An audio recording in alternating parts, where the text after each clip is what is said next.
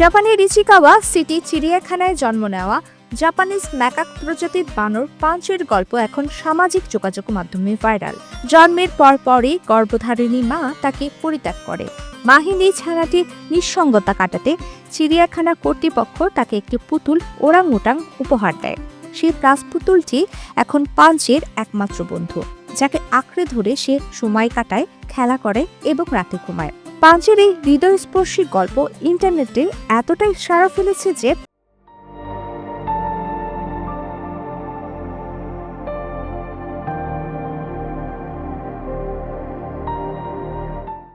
বিতর্কিত influencer Andrew টেটের ভাই Tristan TET তাকে কিনে নেওয়ার প্রস্তাব দিয়েছেন। সামাজিক যোগাযোগ মাধ্যম এক্সে পাঞ্চের একটি ভিডিও শেয়ার করে ট্রিস্টান টেট লেখেন, কোন চিড়িয়াখানা এই বানরটির মালিক?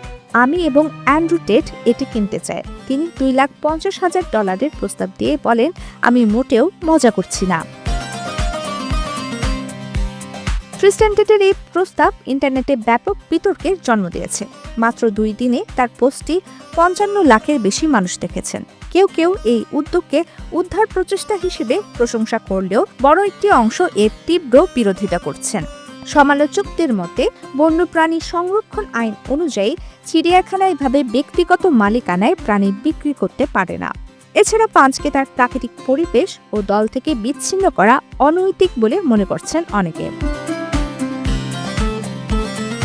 সর্বশেষ তথ্য অনুযায়ী পাঞ্চ এখন আগের চেয়ে অনেক ভালো আছে।